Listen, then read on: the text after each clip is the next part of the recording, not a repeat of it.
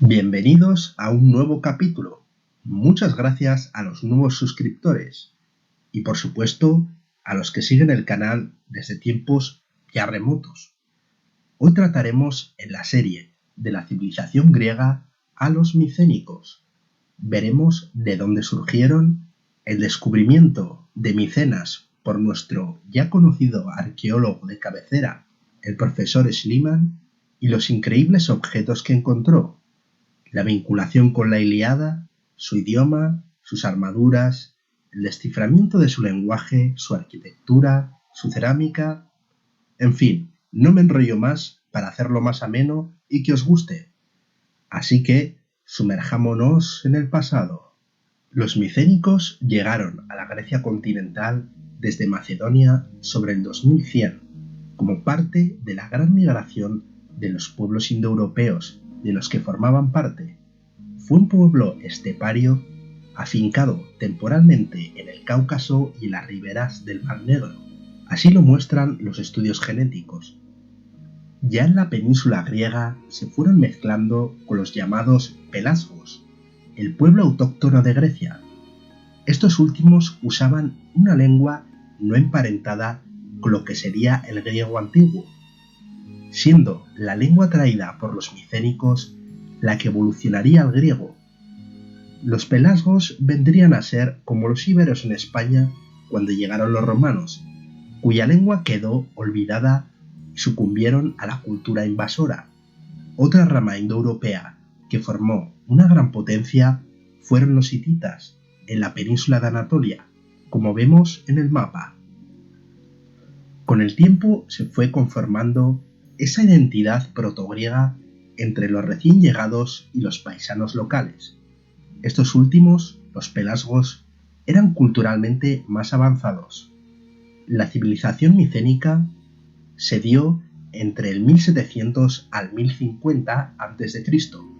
Se dedicaban a la ganadería, el pastoreo y poco a poco establecen un lento comercio marítimo con los minoicos, cultura mucho más avanzada comercial y culturalmente. Sobre el 1500 ya se van configurando los reinos micénicos de la Ilíada: Tebas, Orcómenos, Gla, Atenas, Tirinto, Lerna, Pilos y la propia Micenas, la cual fue hegemónica y posiblemente invadió en algún momento parte de estos territorios. La conquista de Creta se llevó a cabo hacia el 1450-1380. El palacio de Nosos se destruyó y jamás se volvió a reconstruir, y abandonaron los asentamientos minoicos en los palacios por otros nuevos. Los micénicos, aunque menos avanzados, poseían un espíritu guerrero y una gran variedad de armas, como se demuestra en las expresiones artísticas que luego veremos. La fina elaboración de armas, flechas, espadas largas, armaduras con láminas de metal y cascos con dientes de jabalí. La lanza era su arma por excelencia. En la batalla se usaban tropas en vanguardia con hondas y arcos para desorganizar al adversario, así como infantería pesada, fuertemente armada, con espadas, e incluso usaban carros con una auriga y un combatiente en su interior. Pero demos un salto de considerables dimensiones. Hasta fines del siglo XIX, como vimos en el vídeo sobre Troya, el arqueólogo alemán Schliemann acababa de desenterrar la ciudad de Troya, donde se produjo la guerra entre Micenas y esta. Schliemann, que se había agenciado el tesoro de Príamo y lo había vendido a un museo berlinés, al poco dirigió su atención a la ciudad de Micenas. Micenas se sabía dónde estaba, a diferencia de Troya, ya que a simple vista se podía contemplar la Puerta de los Leones, la muralla adosada y la tumba de Atreo, pero gran parte de la ciudad estaba sin descubrir, sepultada por el peso de los siglos. En los poemas homéricos era conocida como la rica en oro, y se decía que era la patria de Agamenón, el líder de la expedición contra Troya, quien era el hermano de Menelao, rey de Esparta, cuya esposa Helena fue llevada a Troya seducida por Paris con ayuda divina. Tras la victoria griega, Agamenón se encuentra el siguiente pastel. En Micenas, su esposa, Clitemnestra, envuelta en una relación adúltera con Egisto, trama una conspiración para acabar físicamente con él y con sus partidarios, convirtiéndose ella y su amante en reyes de Micenas. Muchos siglos después, según el historiador y viajero Pausanias, dentro de la muralla y cerca de la Puerta de los Leones estaban enterrados Agamenón, su hija Electra y otros allegados, víctimas de la conspiración. Sin embargo, según Pausanias, las tumbas de Clitemnestra y Egisto fueron situadas fuera de la muralla, al no ser considerados merecedores de reposar dentro de la ciudad por los moradores de la urbe al haber usurpado el poder. Esto fue tomado por Schliemann como una señal certera de que debía excavar para ver si se cumplían las palabras de Pausanias, quien vivió muchos siglos después de Agamenón, pero que al parecer rezumaba gran seguridad en su descripción. El equipo comenzó a excavar cerca de la Puerta de los Leones y ¡bingo! Se encontró una gran tumba circular llamada hoy Círculo Funerario A. Ahí se encontraron lápidas labradas, armas y objetos bellamente labrados. 20 personas yacían sepultadas desde siglos, con el detalle de que muchas conservaban una máscara también de oro, con unos rostros grabados en ellas, con un acabado y un detalle que pasmaban a la vista. Una de ellas confirmó a Schliemann que se trataba del propio Agamenón, pero la datación, décadas más tarde, vino a corregirle, ya que esas máscaras vendrían a ser de en torno al 1600 a.C., 400 años antes de la guerra de Troya, por lo que no podía ser Agamenón, más bien vendrían a ser alguna de las estirpes de los reyes fundadores de la ciudad. En los años 50 del siglo XX se halla un segundo círculo de tumbas, llamado B, fuera de las murallas, datadas en una época similar a las otras. En las inmediaciones de la urbe se encontró el tesoro de Atreo, que era un tolos. Esto era una tumba de cúpula, con unos sillares de dimensiones grotescas, este en concreto en torno al 1250 a.C. No se sabe bien quién fue enterrado ahí, pero por la época este tipo de tumbas sería más probable que hubiesen sido enterrados ahí Agamenón, Egisto, Clitemnestra, que en las otras tumbas llamadas de fosa que estaban en el interior de la ciudad. Micenas, situada al norte de Argos, estaba enclavada en una ubicación privilegiada.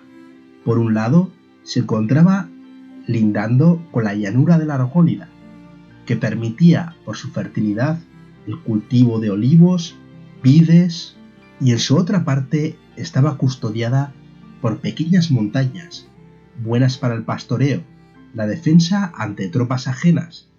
Además, tenía un complejo de cisternas que proveía de agua a la ciudad en caso de asedio. En sus inmediaciones se encontraba un puerto de donde salían sus mercancías, además de que se han encontrado talleres de lana próximos a él.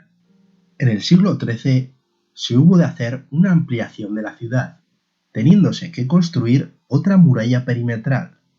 De esta ampliación deriva la Puerta de los Leones, quizá la foto más icónica de esta cultura. El tamaño de más de 3 metros de largo y los muros ciclópeos daban un aspecto imponente, custodiado por la figura de 2 bestias de las que no se conserva el rostro, pero que mirarían desafiantes a quien osara entrar a la ciudad con malas intenciones. Otros objetos propios son los ritones, que se usaban para derramar líquido, generalmente sobre un altar, mientras se pronunciaba una oración, es decir, una libación. Otras veces servía para embriagar en las ceremonias, ya que al tener un agujero, el contenido debía ser bebido de una. En uno de los círculos se encontró un ritón con la cabeza de un león. Aquí podéis ver más tipos. Otra aportación básica de Micenas es el megarón, o sala del trono, que era una estancia dentro de los palacios, y que será el padre o ancestro de los templos griegos. En esta época, los wanacs o reyes lo usaban como un lugar de recepción, una forma de hall donde asistían rapsodas, embajadas. Ya en el periodo griego clásico se empleará como capilla para honrar a los dioses, con una gran estatua en su interior, como podría ser el Partenón. Otro destacable yacimiento micénico fue el Palacio de Néstor, en Pilos. Basándose, como no, en sus colegas minoicos, la cerámica, con el paso de los siglos, se va depurando, se embellece la técnica decorativa. Hay que tener en cuenta que mucha de ella tenía utilidad práctica, ya que servía para transportar vino y aceite, o eran usadas en ceremonias y también de modo ornamental. Otro de los soportes usados para expresar su inquietud artística eran los huevos de avestruz, importados de Egipto. En terracota se han encontrado dos tipos de estatuilla realmente curiosos. Una, las figuras que se asemejan a la letra griega pi, y las que se parecen a la letra psi, que servirían como imágenes de culto y procesión, y las cuales tienen un aspecto inquietante y misterioso, con un aire arcaico, más parecidas a las figuras cicládicas que vimos en el vídeo sobre los minoicos, que a las posteriores representaciones de la cultura griega, mucho más refinada, que devendría unos siglos más tarde. Quizás uno de los ejemplos cerámicos más famosos es el vaso de los guerreros, usado para beber vino mezclado con agua, como era menester entre los griegos. Se data en el siglo XII.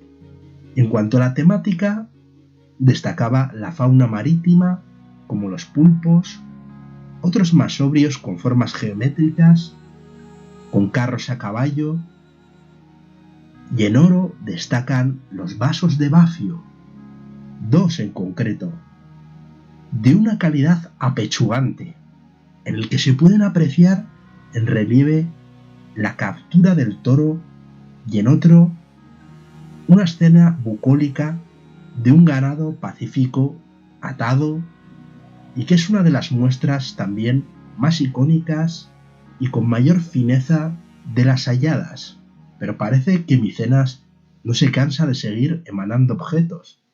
En 2015 se halló la llamada Tumba del Guerrero, con miles de objetos, entre los que destaca el ágata del combate de Pilos, un sello de 3,6 centímetros de largo que parece increíble con el ojo y el detalle con que se realizó, en un material tan minúsculo que habla de la gran pericia del artista. Se desconoce si se usó algún tipo de lente de aumento, aunque aún no se ha encontrado nada al respecto. Durante las excavaciones de Arthur Evans en Creta, se encontraron tres tipos de escritura: una jeroglífica, la lineal A, propia de los minoicos, y que apenas se conocen unos pocos símbolos, y la lineal B, la cual era un misterio hasta que en los años 50 del siglo XX Michael Ventris descifró que era la lengua de los micénicos, que invadieron a los minoicos, con más mérito aún si cabe, ya que Ventris era arquitecto,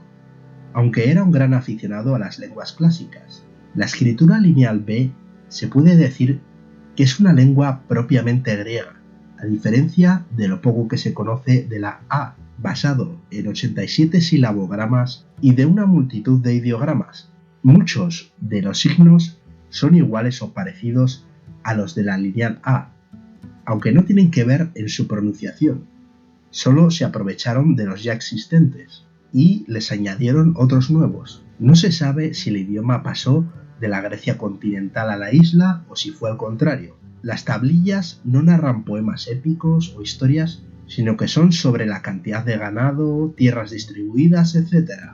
En cuanto a la religión, el panteón de los dioses griegos comenzó a formarse en esta época, con nombres de dioses que se asemejaban a los universalmente conocidos, como Poseidón, el dios de los mares en la época griega, Posedao en esta época. Parece que en esta época esta deidad estaba conectada a los terremotos y representaba el espíritu fluvial del inframundo. Otro ejemplo es Podnia Terón, señora de los animales, que posiblemente evolucionó Artemisa, diosa de la caza y los nacimientos, entre otros títulos. También hay nombres de deidades que desaparecieron, además de adorarse a los fetiches, al estilo de las figuras Pi y Si. Otros dioses que aparecen, que ya suman en esta época, son Atenea, Dionisios, Zeus, Ares, entre otros. Pero a pesar de todos estos avances, sobre el 1200 a.C. se produjo algún tipo de debacle, ya que se han hallado estratos de destrucción en la ciudad. Se especula con desastres, terremotos, incendios, aunque también la llegada de los dorios, o los misteriosos pueblos del mar, de los que no se ha encontrado una explicación de consenso de quiénes eran. Si bien es cierto que el pueblo dorio llegó a la Grecia continental, se produjo una suerte de apagón en la historia con la caída de Micenas, quizás por dorios, quizás por pueblos del mar, que eran una especie de pueblo pirata que arremetieron contra los imperios cercanos, de los que hay relatos y fuentes escritas de todos los pueblos antiguos del Mediterráneo oriental, como los egipcios o los hititas. Sea como fuere, el caso es que Grecia entró en una brumosa e intrigante época conocida como la Edad Oscura. Y hasta aquí el vídeo de hoy. Muchas gracias por verlo, aguantar mis tostadas y por suscribiros, darle al me gusta y comentarlo con vuestros amigos y familiares. Un saludo y nos vemos en el próximo capítulo. Adiós.